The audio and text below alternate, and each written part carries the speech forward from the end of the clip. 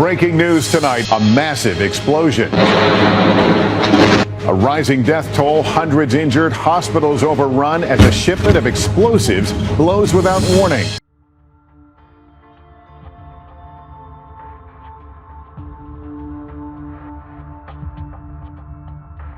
American companies are feeling the impact this morning of China's move to weaken its currency.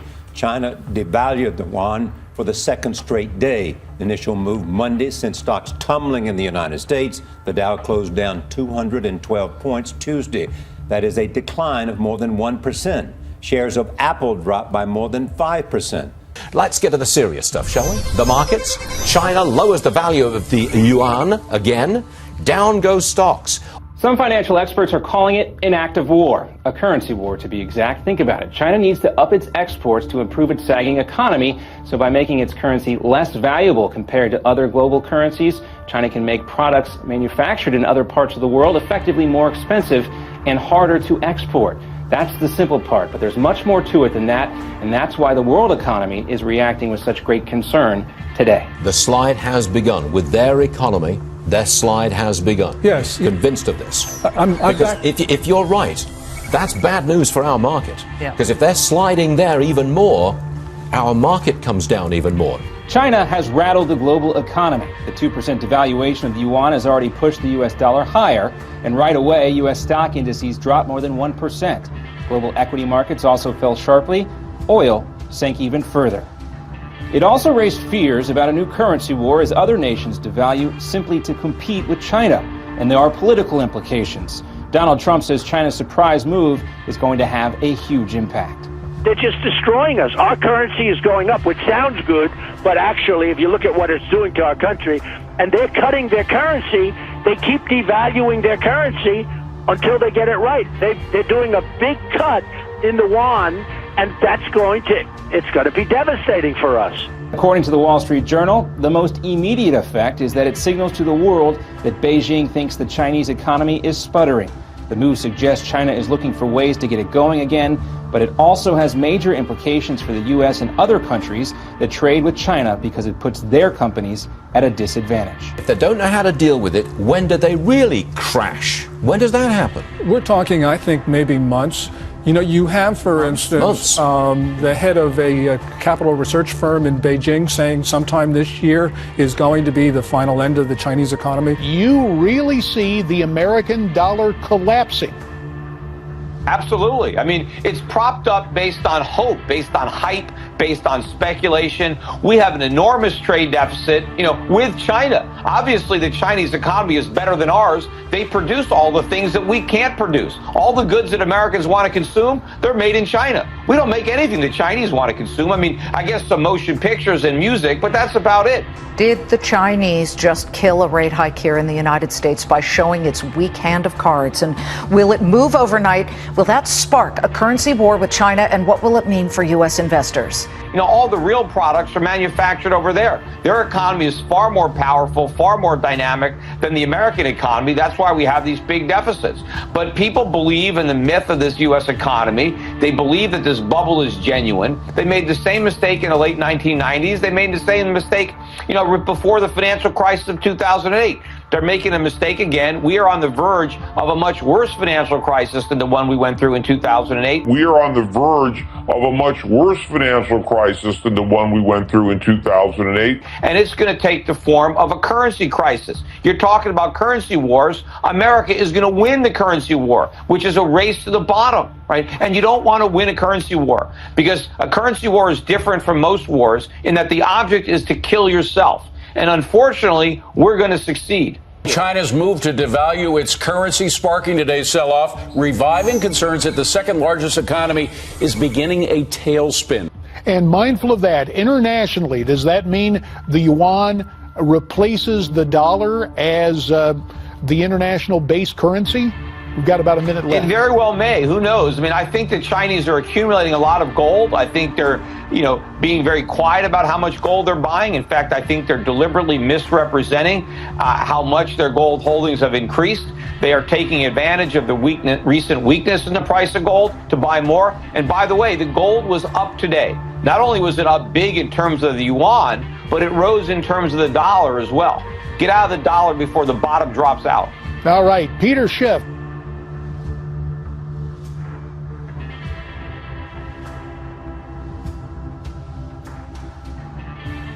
Overseas tonight, the death toll is rising after a pair of explosions delivered a massive 1-2 punch to the Chinese city of Tianjin. A massive explosion that has been reported at the Tianjin municipality in China.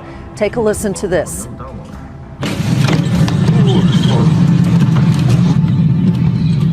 That explosion occurred in what's called the Binhai New area. It's in North China's Tianjin municipality. It occurred at about 11:30 p.m. last night. The blast's being called apocalyptic.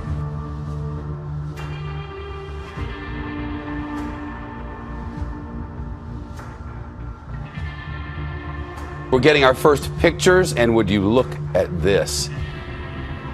Explosions in China, and an absolute disaster underway now in the city of Tianjin, or Tianjin, I should say. This happened Wednesday night at 11:30 p.m. local time. An enormous explosion that lit up the night sky and could be felt for miles in all directions. State broadcaster CTV, Central Television of China, reports the blast happened in a shipment of explosives. In a shipment of explosives. Whoa! Oh! What the? Holy no! What? Oh shit! No, baby! No! Are we dangerous here? Yeah, we're dangerous. Oh my God! Oh dear! Are you filming? Yes, I'm filming! Whoa! Whoa! I think we are dead.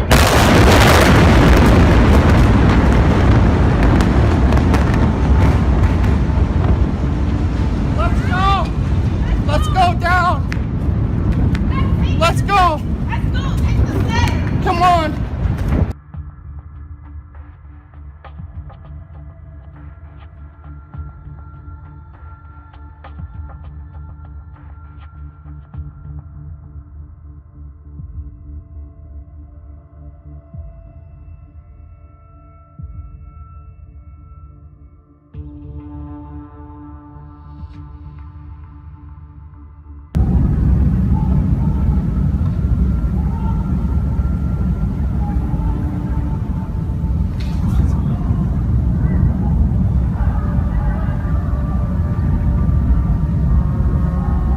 That is a new development area. It is a port city. As a matter of fact, it is the largest artificial port in China. It serves as a container port, but there are also a lot of industrial companies, chemical companies.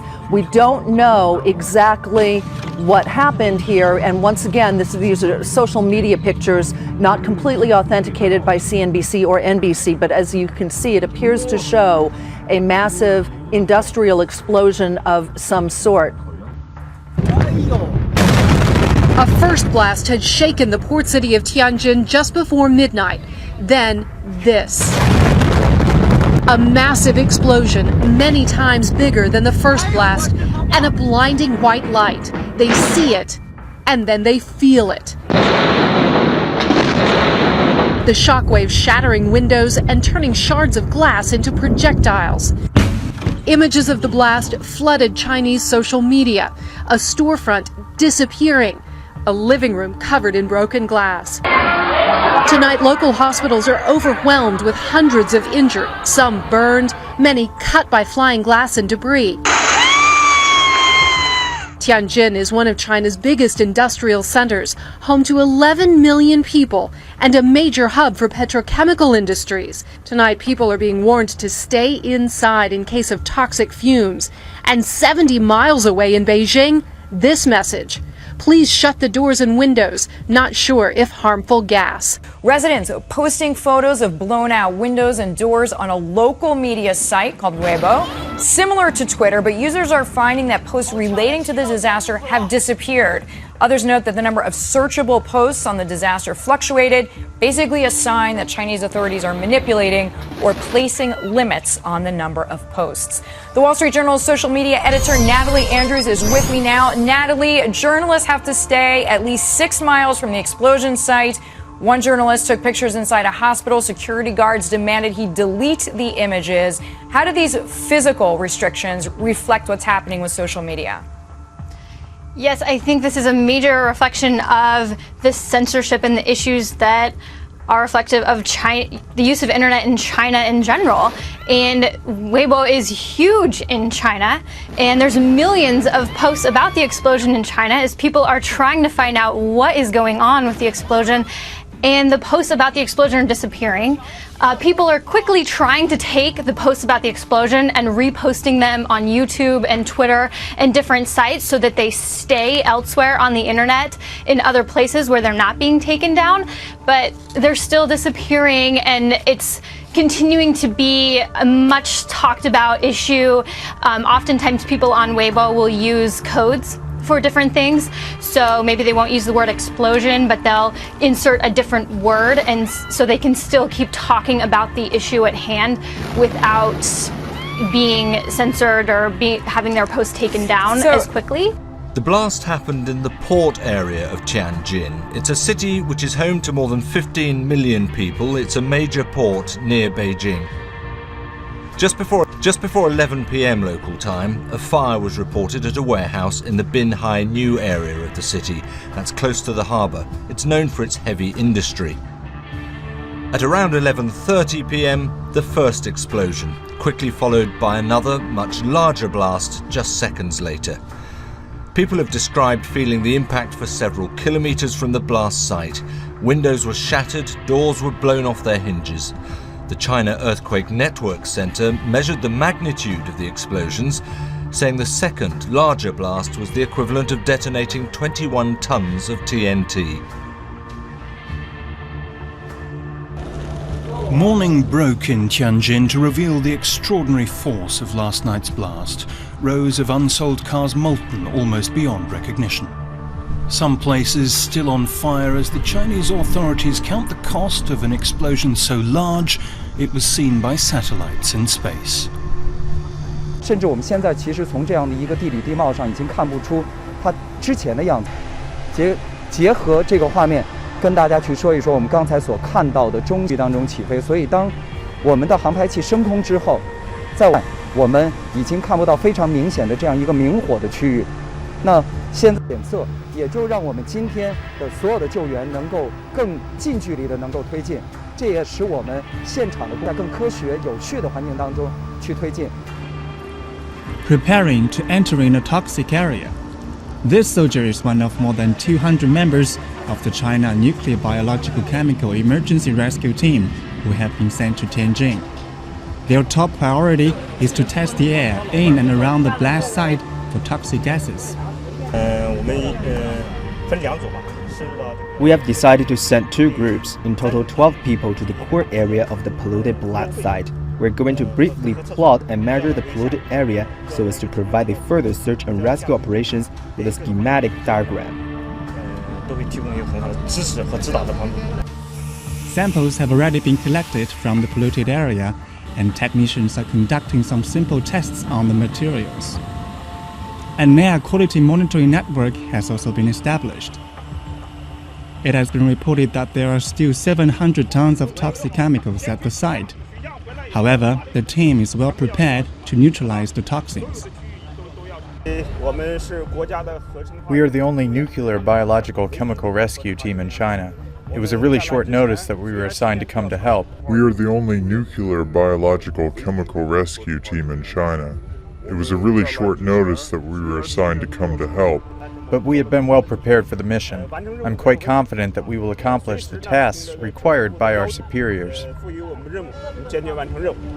Aside from what caused the blast, one of the big questions many people have is it safe to go back? That's what these soldiers are going to find out. They are preparing to head into the main blast sites and measure the air for toxins. The air detection process can take too long out of safety considerations. The first group of soldiers went on a mission that lasted for about just 20 minutes. The returning soldiers need to be well detoxified before they can take off their protective clothing. The site has been sealed off, and the chemical unit soldiers are doing all they can to bring back samples for analysis and help contain the contamination in the area. You know, the hazards of doing business in China.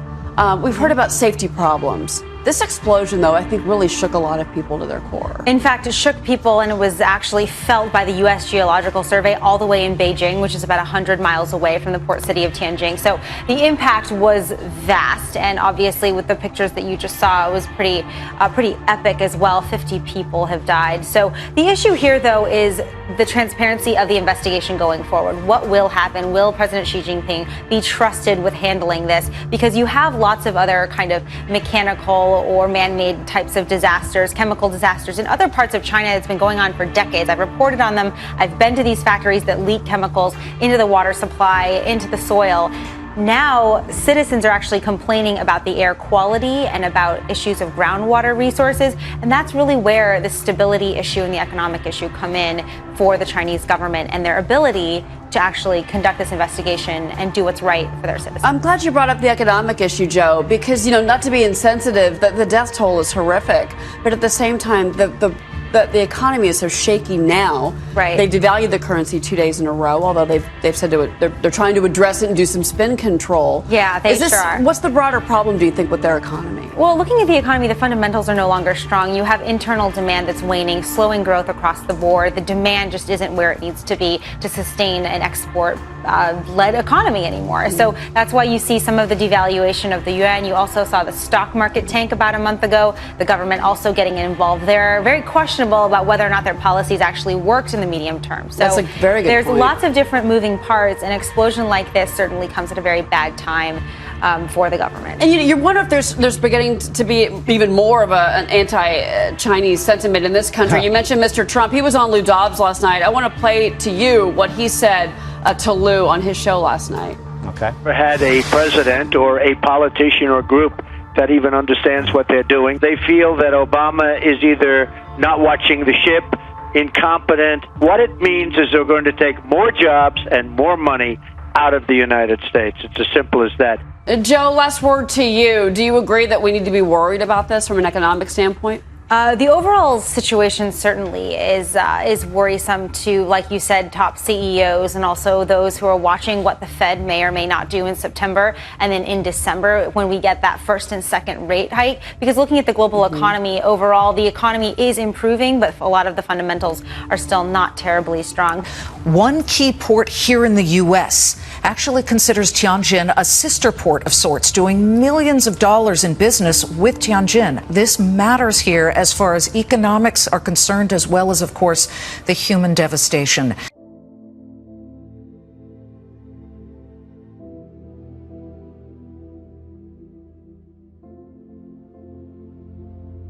You said recently that you thought that there might not actually be elections in 2016 because of widespread anarchy. Do you really believe that?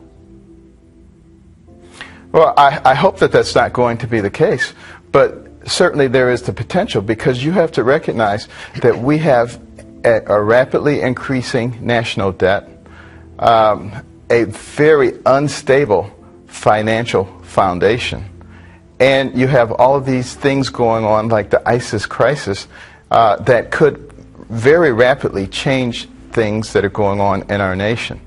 And unless we begin to deal with these things in a comprehensive way and in a logical way, there is no telling what could happen in just a matter of a couple of years. And particularly in a situation where we have a Senate and a Senate leader who has over 300 bills sitting on his desk, will not bring them to the floor for a vote, thereby thwarting the will of the people.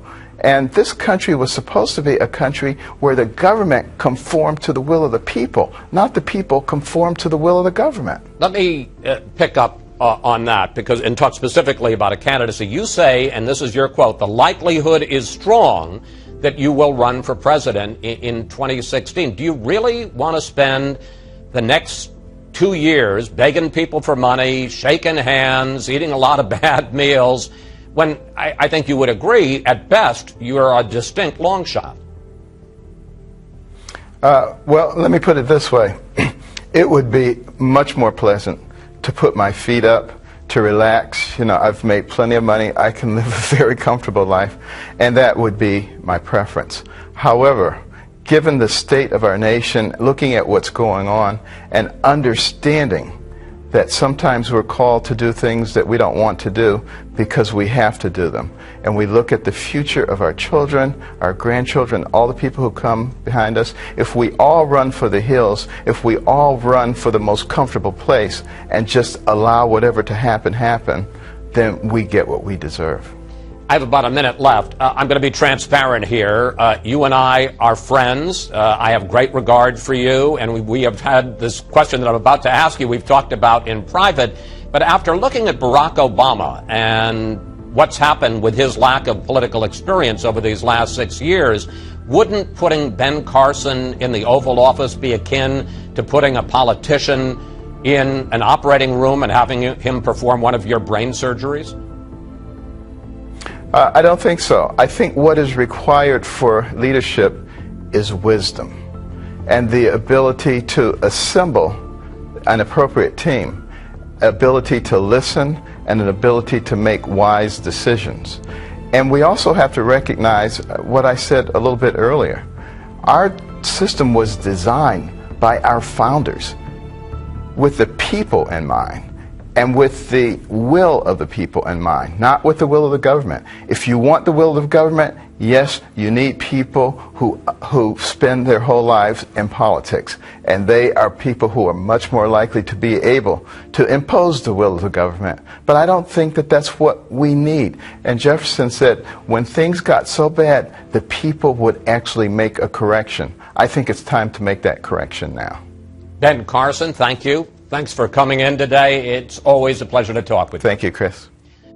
This is Jonathan Cahn, the author of The Harbinger and the Mystery of the Shemitah. We've been deluged with questions from around the nation, around the world, as to recent events and to what's coming. So we decided to make this, to address this in a very brief way. I believe a great shaking is coming to America and the world. I believe it will involve an economic collapse, a financial collapse, and a shaking even greater than those realms. Does it have to happen in this period coming at the climax of the Shemitah or autumn? It doesn't. I've given two cautions throughout. First, God is sovereign. He doesn't have to do anything according to our timetable or our thoughts. And our faith, I do not want it to rest in dates, but in God. And in getting right with God, that's the point. And the Shemitah is a pattern, a cycle. It can manifest more in one cycle, less in another. Nothing has to happen. It could be uneventful. The point is not dates. It's getting right in the will of God.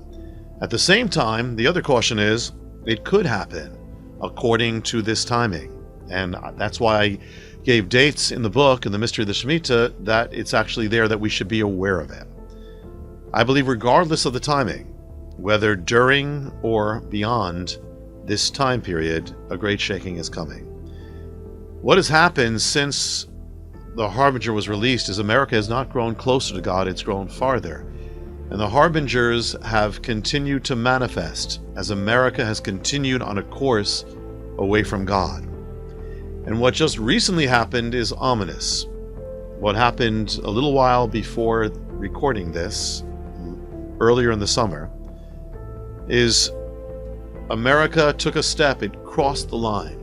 It struck down through the Supreme Court the biblical definition of marriage. This was a tectonic event, a seismic event, a culture-changing event with profound ramifications, not just for marriage, but for America's future itself, for culture, society, education, law, religious freedom, persecution, apostasy, and judgment.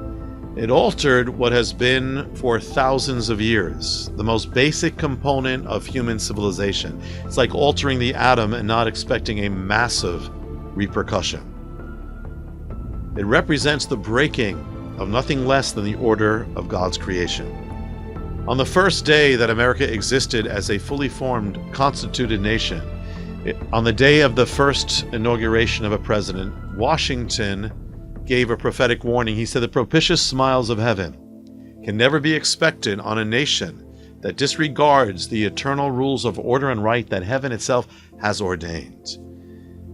In other words, if America ever turns away from God, disregards his eternal rules of order and right, then the blessings of God will be removed from the land. And if anything could constitute the disregarding of the eternal rules of order and right that heaven has ordained, it is the striking down of the biblical, historic definition of marriage.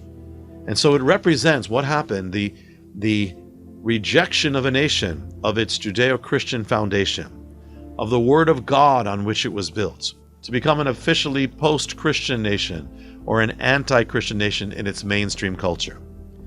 And when, as the prophets cried out, when sin is enshrined or is viewed as good, then righteousness is viewed as evil. And so a warning has come of persecution, not just from the pulpits, but from the Supreme Court itself. Every one of the 4 dissenting judges issued a warning to the effect that believers, Christians in effect, will be persecuted. A change has come. And there is an ominous message here. So the word Shemitah can mean the fall. In the Shemitah of 1973, there was a moral, spiritual fall when America decided to legalize the killing of its unborn children. And now in this Shemitah of 2015 has come another fall. One of the principles in Scripture is that judgment is often preceded by an act of desecration. Ezekiel was in the temple, was shown by God the desecration of the holy place that was being committed there, and then he was shown of the judgment that was coming. Daniel was in Babylon, and in Babylon they had a feast, a party, a celebration to the gods. And the king of Babylon sent for the holy sacred vessels of God that were taken from the temple of Jerusalem to be brought out into the party and to be used as drinking vessels as they partied to the gods. And as they did it, a hand appeared on the wall and wrote words in Aramaic, the handwriting on the wall. The words warned that judgment was coming, and that night judgment came to Babylon. Desecration precedes judgment. What happened this summer to take what is of God? Marriage is a vessel, a sacred vessel of God.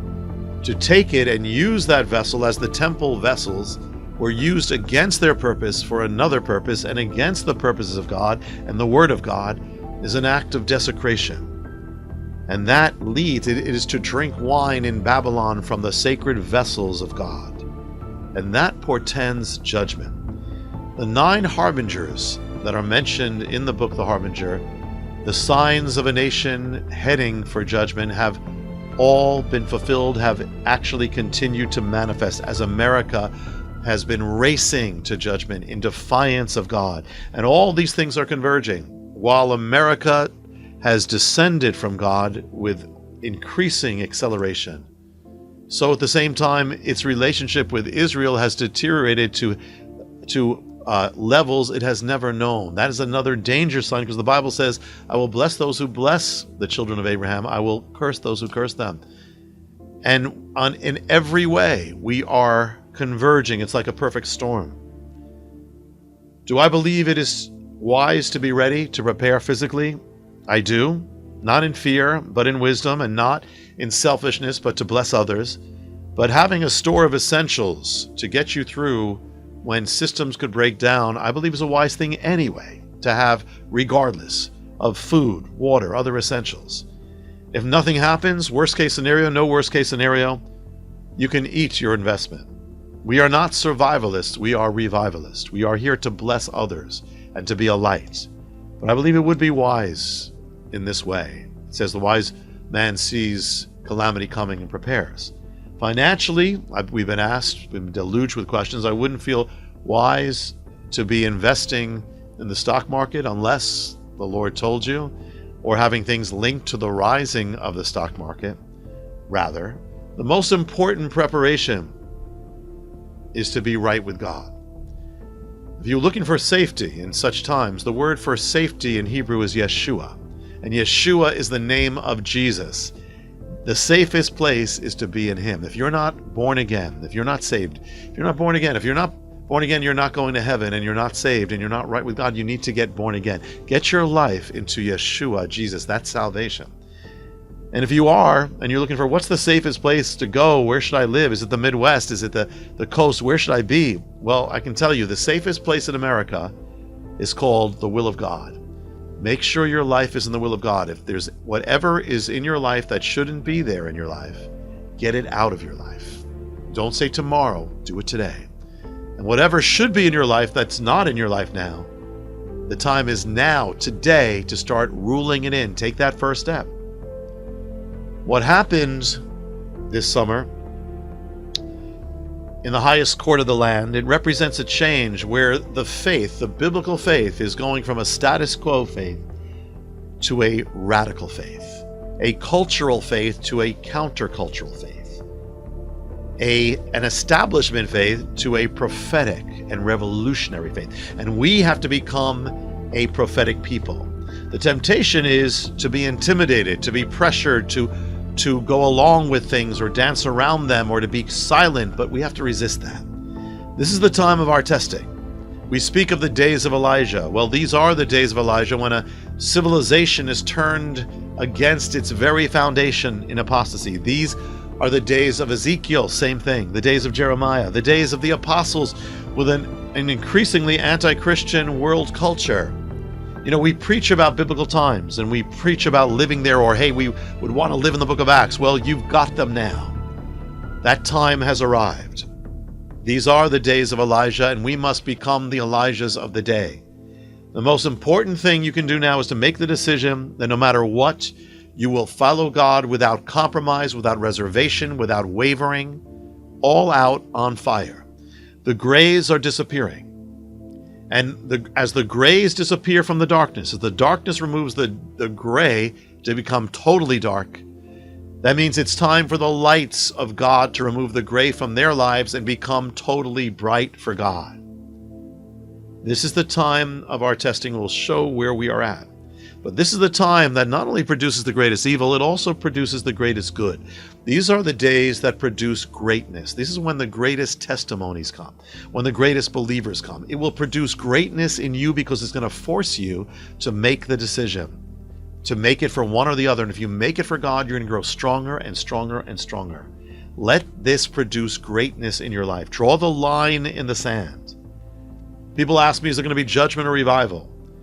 I answer that it can be both. There can be judgment or shaking and revival at the same time. In fact, revival can come out of shaking. And it may be that America has grown so deaf to the voice of God that only through shaking, only through His shouting, can revival come.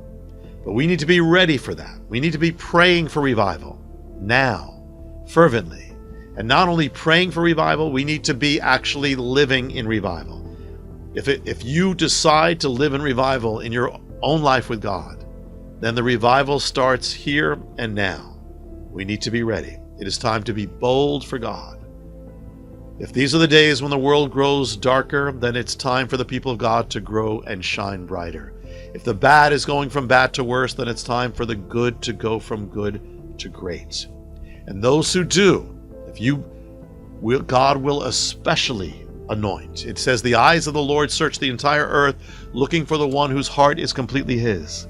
And He will show Himself mightily, powerfully for that one. You be that one. You be that people. You be that congregation. You be that ministry. Shine for God. Be all out for God. And God will greatly, powerfully anoint you. This will be our most challenging time, but it can also be our greatest hour. Be great. Rise to the call. Rise to the mantle for which you were placed in this world, in your mother's womb, for such a time as this. As the Lord said and says to you, Kumi ori kiva orech uchvod Adonai alayach sorach, Arise and shine, people of God. Arise and shine, man of God, woman of God, child of God. Arise and shine, because your light has come, and the glory of the Lord has risen upon you. Darkness covers the earth. Darkness will cover the peoples. But the Lord will shine, and his glory will rise upon you. And nations will come to your light, and kings to the brightness of your shining. Be strong and be of good courage. And may God bless and keep you, now and always. Shalom.